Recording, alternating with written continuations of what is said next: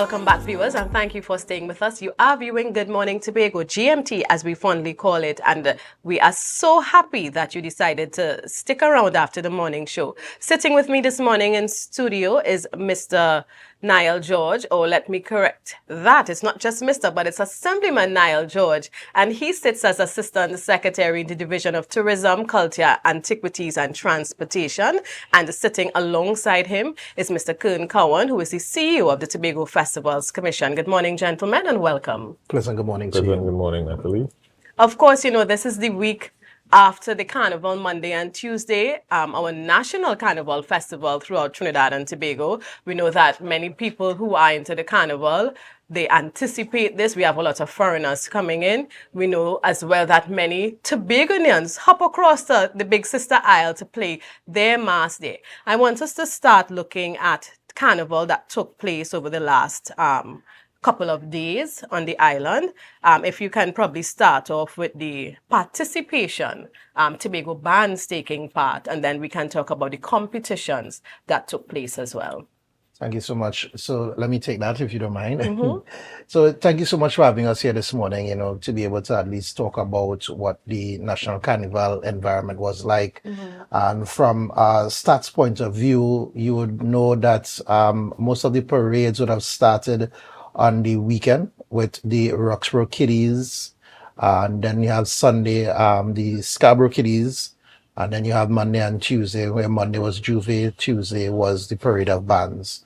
So generally we had, for the Junior Parade of Bands, we had one group band, we had 7 small bands, 5 medium bands, and 3 large bands registered. Right. On Monday for Juve Scarborough, we had 9 Juve bands registered, 7 queens, 9 kings, 6 couples, and 8 individuals. Added to that, under what we would register as Old Mass, we had 1 Old Mass band, 1 queen, 3 kings, 2 individuals, and 1 couple. Across the entire Carnival time period, both juniors and seniors, we had 24 traditional mass bands registered. And that would be a combination of individuals, small bands as well. We also had 10 mass bands registered. All those bands were registered from the Scarborough district. And on Tuesday, we had 9 small bands, 2 medium bands, 1 large band, 12 queens, 10 kings, 13 individuals, 5 males, and 9 unattached individuals. And all of these are what we call our registered on paper participants for the entire parade that took place from Saturday all the way to Tuesday. Right, and you say registered on paper. Did these bands and individuals actually show up? Yes, they did. Okay. In terms of what they would have had as numbers, is variated based on their participation, how much people they and themselves as band leaders registered as members that took part in their band itself. But these are what the numbers are. And how does this compare to last year's National Carnival Festival on the island? It's primarily very much the same. Okay. It's usually within that same region, so it doesn't go much higher. Sometimes it goes lower. But this has shown there is a consistency in those that are interested, particularly in the traditional mass registration. What the issue that we had this year is that we did not have registration for Roxborough as we would have wanted to. As a matter of fact, in one major case, we only had 1 registered. So we had to then now, bring everything to one space to ensure that there was continuity. You know, so we did make our clarion call. We did reach out to all our people to ensure that they are registered across the board. You know, but this is what we had in terms of data at the end of all of this exercise. Sure.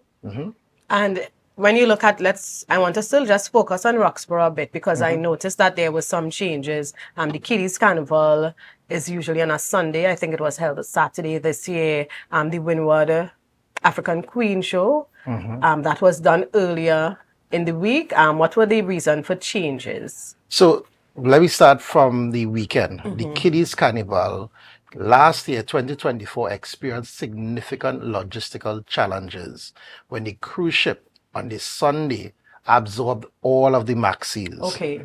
So there was literally absolutely no way to move bands up to Roxborough. from the Windward who taking part. So there was a major lack and a fall short. It caused the event to even start late. Participation was low. Some bands didn't even get to make it at all. Right. So we saw that as an issue in our analysis and our discussions with the stakeholders.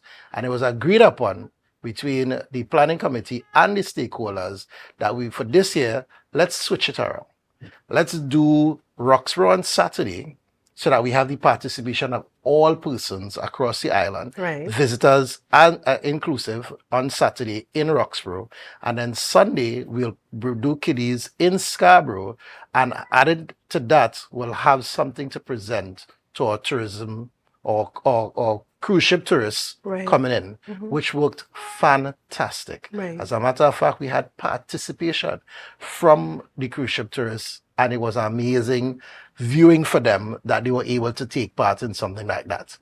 The Roxborough arrangement worked even better than we expected because the logistical arrangement was easy to operate. We had enough music trucks. All of our infrastructure was done in time to do that.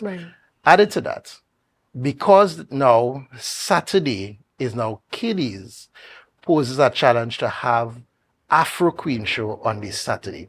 Again, in conversation with our stakeholders and those that do these Windward arrangements, the agreement was, let's move the Windward, let's start the Windward activity with the Queen show, which is on Wednesday. So you literally had activity throughout Roxborough from Wednesday, Thursday, right into the weekend, giving you consistency in how we would associate all of our productions across the board, in the Windward and in the Leeward areas. Yeah. And because I know a lot of people were curious and asking, why these changes were done. And Assemblyman, let me bring you in the conversation. I mean, you are sitting in the Division of Tourism, who has responsibility for ensuring that the national festival is executed. And of course, you have the Tobago Festival Commissions to support. When you look at what happened over the last few days,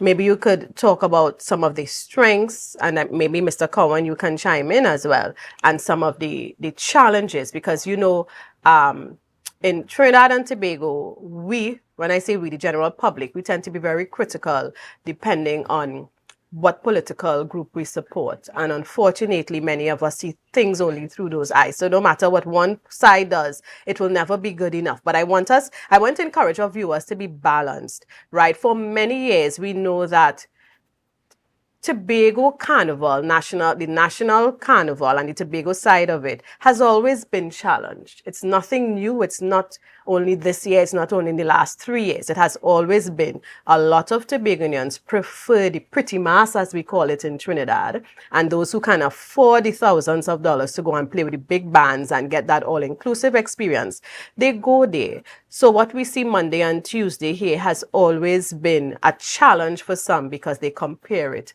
to Trinidad. Is it a fair comparison for people to look at the Trinidad Monday, Tuesday Carnival and expect Tobago Monday, Tuesday Carnival to be like that? No. Good morning again. No, it's not a fair comparison. Because you see, Carnival is about cultural retention and it's also a business. Right. And by sheer numbers, Trinidad outranks us. Right. If you would go to a medium band semifinals in Trinidad, just on the drag alone, you would have probably 25,000 people. And that's very difficult to get in any event in Tobago using Tobagonians only. And that's why the October Carnival was born, because it removes pretty much the competition of the Trinidad Carnival and allows us to blossom, allows us to grow. If you look at the numbers in last October Carnival, those are the largest numbers that you would have ever seen for a carnival in the Tobago space. So back to National Carnival. We have to keep a few things in mind. One of those things is the THE funds the activities of February Carnival. NCC participates in national competitions such as Calypso and Pan. But the other events are mainly supported through the finances of the THE. And we have to make some decisions in terms of the direction we are going with these things. Now, cultural retention is very important, but it's at what cost? The budget for this February Carnival was $5.8 million. And we have the product that we are trying to establish. Well, pretty much it's almost establishing itself in October. And we have to find ways to keep our traditions while getting involved in the business of mass making. And that is one of the areas that I'll be very frank about. We have to make some serious decisions about where we're going with that. Mass making is a business. Right. Bottom line. And if you look at the Trinidad space where mass making is concerned, these people make money by selling costumes. Correct. And if you look at the number of mass players in our national carnival product in Tobago, the numbers are very small. If you look at it in October, it's a different situation. So we are encouraging mass makers to collaborate, take advantage of the many capacity building courses that are being done in Culture and Festival Commission, and we are asking them to get together, work together, to try to get a piece of the pie in the October Carnival. Some things change is constant, and some things have to change. And I'm taking the tone now because we have to be realistic about some of the conversations that we have to have if we are to move forward. But as you said rightfully, the number, and as Mr. Cowan said, the numbers remain the same. Right. And if we aren't seeing any growth, is it something worth the while investing in? And I'm not talking about the carnival product overall. You know, the traditional mass and the medium band pan and so forth, because it's a national festival. It's declared as a national festival. Right. And the THA cannot stop anything from happening at national carnival time. But we are also asking the private sector and the communities to own some of these things that are happening in the national carnival. I mean, in the past, we would have had evidence of the THA pretty much pushing these activities, and carnival is about the people. Right. And another hard fact that we have to face is that based on what you are seeing, you can see that the public has made up their mind pretty much what they want to do in terms of carnival, in terms of the feel. I mean, you're heading into a national carnival, and more persons in Tobago are interested in going to Trinidad to play mass and being part of the party atmosphere.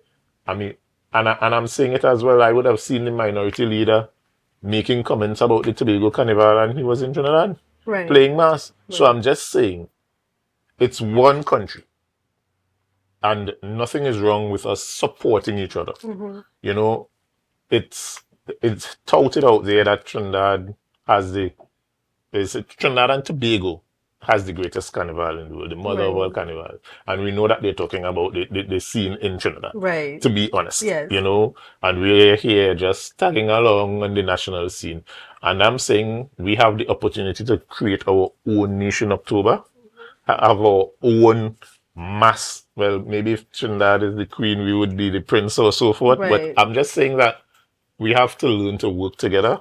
We have to learn to adjust to the changing times. We have to learn to find ways to be creative and find ways to get along in this business model, in this mass making model, and this cultural retention model, so that Trinidad, both Trinidad and Tobago could be successful.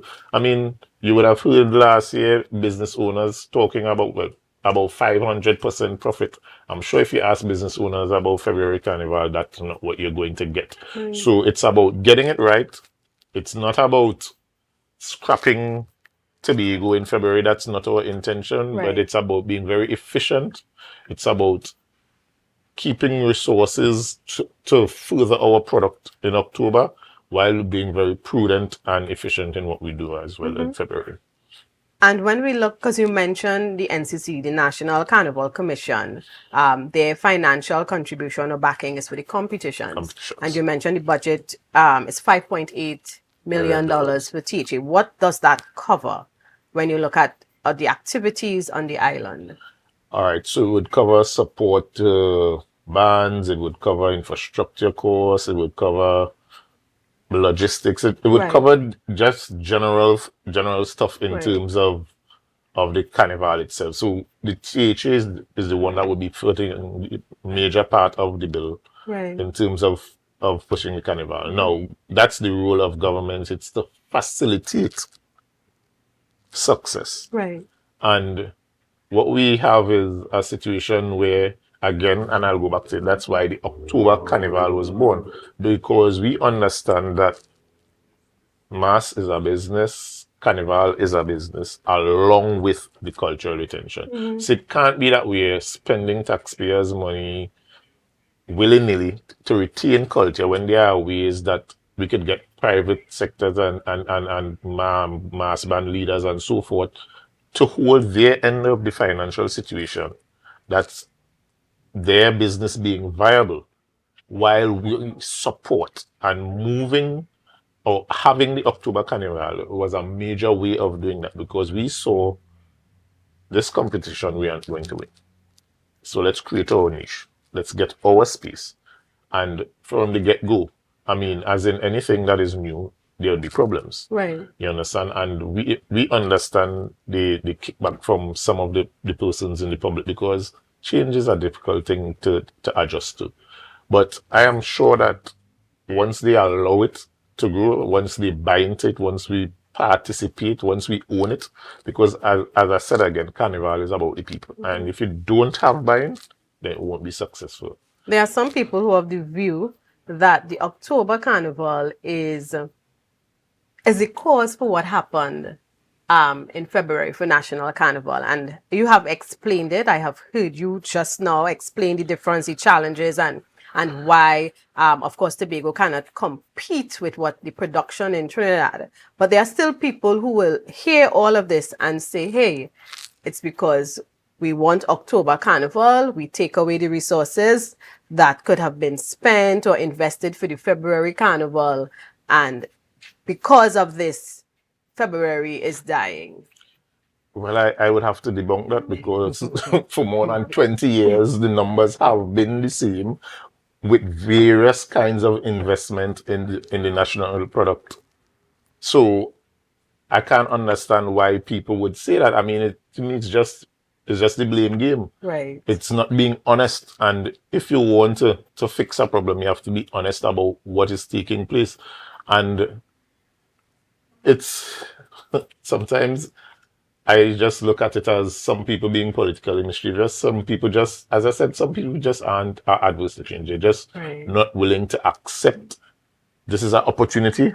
Let's take it. Right. And that's the way I'm looking at it. All right, viewers, we want to thank you for staying with us. We are going to take a quick break. And when we return, we continue talking to Mr. Cowan and Assemblyman George about Carnival, Tobago's Carnival October, but more so as it fits in the national carnival space. So stay tuned. Welcome back, viewers, and thank you for staying with us. If you are now stopping by, you are viewing Good Morning Tobago GMT, and I am your host, Natalie Sealey-Richardson. And maybe you're on the island cooling down after you jump up in the last couple of days. Thank you for choosing Tobago. Yes, you have a lot of sand, sea, and just relax and enjoy what we have to offer. We continue our conversation, and we're looking at Carnival. Carnival, Tobago's place in the national carnival. Occurrence, events, you know that many of you, and you can attest it, usually will go to Trinidad to play a mass. Some of you stay here because you want to support what is here. We're talking about some of the challenges so far and, you know, understanding what takes place, what took place as well, and how changes can probably put us in a better place. And again, I want to say we know that no matter what happens, everybody cannot be pleased.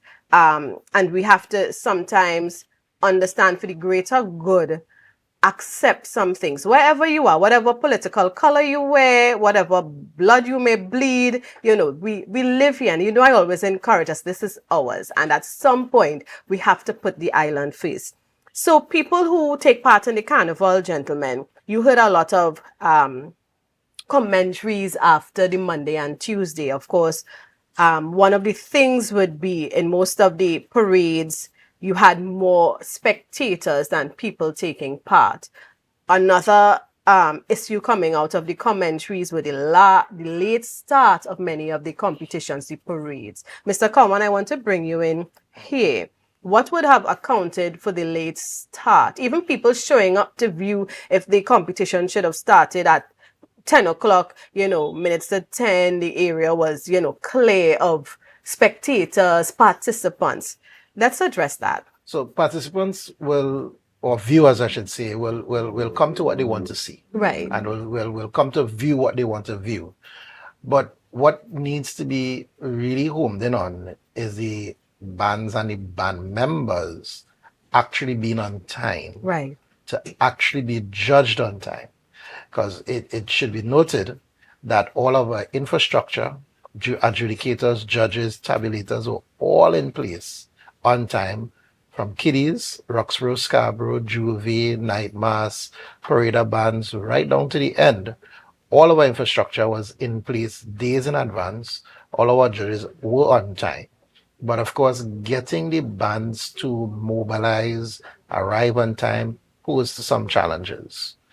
And of course, as we continue to work with the band leaders and we work with the band members to come out on time, to coordinate, it continues to be a challenge. And we will continue to work with them as best as we can to effectively get what we need from all as we can, develop the product going forward. But that really caters for our mindset, because we're a people, we're late for school, we're late for work, we're late for doctor's appointment, we just love late. How do you encourage the band leaders to understand their responsibility? Hey, this is a production. As you said, it's also a business, yes. Right? You have people viewing, you may have tourists, whoever, and you need to start this production on time. Is it that points can be deducted for showing up late? What can be done to help them understand, hey, this is serious business? Yeah, well, we just generally have to adjust our mindsets. Our rules dictate certain things. And I wouldn't want it to come to a point that we have to penalize people right. for being responsible. Right. You know what I'm saying? But it comes to a point where we just need to be serious about what we're doing and serious about our involvement. Having to police every aspect of what needs to be done takes away from the ambit of the feeling of free to demonstrate what you're doing. So there needs to be a greater involvement of the band members and the band in terms of wanting to do the thing different and actually advancing the product. And it talks about just simply getting your people on time. I want to commend Pancho and Bago. They themselves were very much on time, right. with the entire band. All of the bands that were participated in the pan in this Tuesday evening were on time. Every single band, So there is an opportunity to have discipline. Mm-hmm. There is an opportunity to develop a product that you trust. And you can walk by and demonstrate by being there to portray it, because everything else was in place. Music trucks, infrastructure, every aspect of it was already in place to be able to deliver. Right. And you mentioned, Mr. Cowan, you would not like to come to the point where you penalize people. Yeah. But how about you reward them for being on time then? So let's not look at those who are late. Look at those who are on time. And you reward them for being on time. Because we talk about policing. Mm-hmm. We don't wear seatbelt unless we know the policeman around the corner. We rush the amber light because we want to go through. We are a society. We exist on being policing. And we're here to talk about Carnival, but this conversation could take us through the education system. The failure of us as parents not doing what we're supposed to do, because we, generation to generation, and I think it's getting worse. We just love to be policed. We know what we are supposed to do, but because somebody's not there with a big stick, so maybe for next year Carnival, maybe, and we want to look at it positively, so let's reward those who are on time. Yeah, and you raise a good point, because this is not a situation that all bands had that issue, right? But the majority did, So those who were on time had to be, you're practically punished, Right. waiting for somebody else to, Yeah, to, and, you know. and the mindset again, our human mindset. Well, if they could come late, Yeah. I'm not stressing up the next time I come in late too, because I would have sacrificed so much to be there on time. So maybe we can not look at it and the negative connotation of punishing, but let's reward those who were responsible, executed, and ensure that things were in place. Right. You know, so maybe. Let me add to another example of how coordination is important. For example, the Kern Cowan Juve, they were well coordinated, just the same, to the point where all that the THA through TFCL did for Kern Cowan was just a matter of support.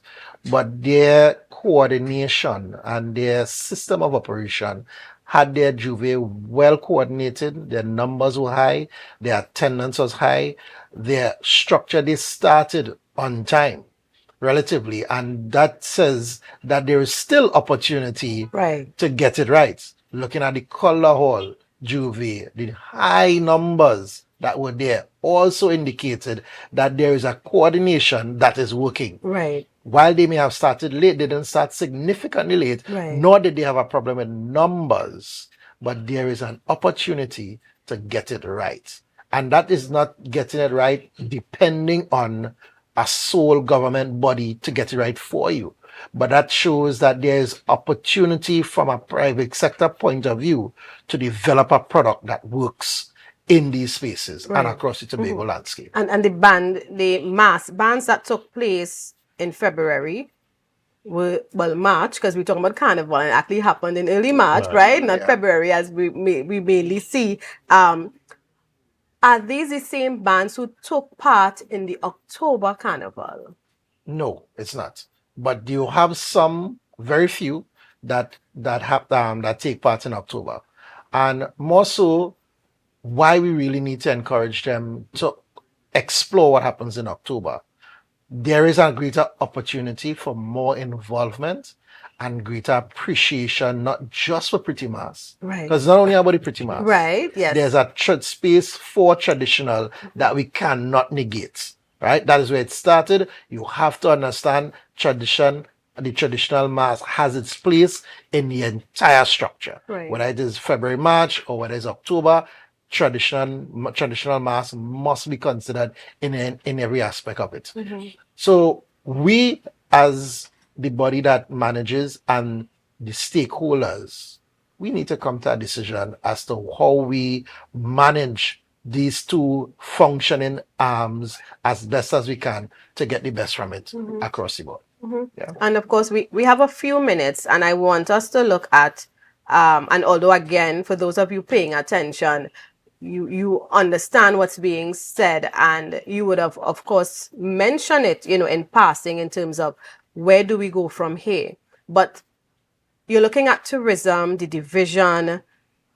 How do we move forward? Yes, we have the October product. People will have their viewpoints, but the data would speak for itself. No matter Correct. what I may think about it, you may think about it, the data is there and that stands.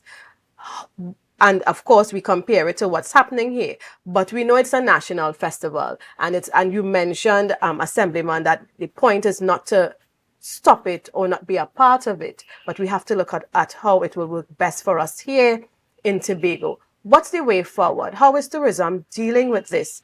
And I also want, in the few minutes we know that there are a lot of people who do not take part in Carnival, and a lot of them come to Tobago from Trinidad. And you have also, and it's not only Christian groups, but you have other religions, so just people who Carnival is not their thing. And they just want that downtime, and Tobago is the choice for it because of what's happening in Trinidad. How can the Division of Tourism also capitalize on that market during this time? Because I know when we talk about Carnival, we think about the mass and fetes, but through my eyes, I also see that part of it, where I am wondering, what is the division doing to capitalize on that market coming in to the island? So we have recognized that over the years. Actually, this year, since we have gotten into office, the chief secretary makes it his business to move around to the various campsites and so forth. And we understand that there is a market there available to us as well. And we are actively trying to tap into that market as much as possible. But as I said before, the facts are a stubborn thing. The numbers are what the numbers are. And we have, in all of this planning for Carnival, we started with consultations. And when you see some of the comments and some of the outcomes, it's disappointing because some people did not take the opportunity to come to these consultations Right. to view their opinions. And we would have planned based on what would have taken place in our consultations, what would have taken place in previous years, and we would have made decisions, financial decisions, and otherwise based on that. And then afterwards, you would have heard outcries from different groups saying this, saying didn't get that. But it's Right. very difficult for us to know what you need, what is needed if you aren't saying it to us. And we are asking Tobagonians when we have stakeholder consultations or any consultations whatsoever to please come out and be vocal at that point. Because when you do that, you are going to aid us in planning. You are going to be helping us along with yourselves. Let's not wait until after the fact and play the blame game. We are here to facilitate. Right. And we cannot facilitate if we do not know what needs to be facilitated. So let's not sit down. We all have to work together. We have to work. You all have to work. Carnival is about, and I'm saying it again, Carnival is about the people. Do you think if today or tomorrow NCC says we can't support the National Carnival, do you think that it would fail? I'm absolutely positive it won't. There's Right. too much money involved. I'm sure that the private sector would fill the gap and ensure that it is continued. I'm not saying that we are pulling out. I don't want people to misquote me, Right. but I'm just drawing the relation in terms of the way it should be. Right. It should be about us supporting, facilitating, creating the platform for any product or any stakeholder or any business to blossom in the Tobago space. And that's what the assembly should be about. It should not be about us having to plan a carnival and have to execute every element of a carnival. Right. That just cannot happen. We don't have the number of employees. We don't have, I mean, we're just not in that business. We should be in the business of supporting, and we should not be in the business of pretty much having to run every Right. single aspect of Do this the carnival. production, the entire production. We are saying to the public, let us come together. That's why we have been going through consultations. That's why we are doing capacity building. That's why we're doing, and it's not just for Carnival alone. This is a general plea. Come out. Don't sit back and wait to complain. Complaining is the easiest thing to do. Right. Anybody could sit and find a fault in every single thing that happens. We aren't perfect, and we know that. Governance isn't perfect, and we understand that, and that's why we are asking you all to come out. Let's work together and make this thing successful in all aspects. And I want to share this comment just for you, Mr. Cowan. It's from one of our viewers. Good morning, all. I am nearly 69 years old. I have been a judge for more than 25 years until that came to an end. Always late has always been the order of the day. Bands start turning up after 4 p.m. We were sitting since midday, and that was every single year. Mr. George, this has been and continues to be normal for Tobago. Right? It sounds hopeless, but we can't It's a bad change. normal. It's a bad normal. Yeah. You know, and that's a cultural issue that we face. And we need to find ways to eradicate those things. If we understand the ramifications of that, those things cause people to also come out to violate, and then it looks a particular way across the board. So there is responsibility on everybody along the chain to get it right. You know, and gentlemen, I really want to thank you. You know, these conversations can be never ending. But to the viewers and those who are here with us virtually, right? And y'all are people of influence. You all know how the thing works. Let's do better. We can't keep blaming. You know, we like to look at institutions and say they, but we are the people who live here. This is ours. Whatever we do, whether in the carnival, whether it's something else, we the people, we need to do what is right. We need to take responsibility, take ownership. For those of you involved in the carnival, you produce something awesome. Be proud about it. You know, you come to show it off, be on time. Let people want to see what you are coming with another year, you know, in the following year.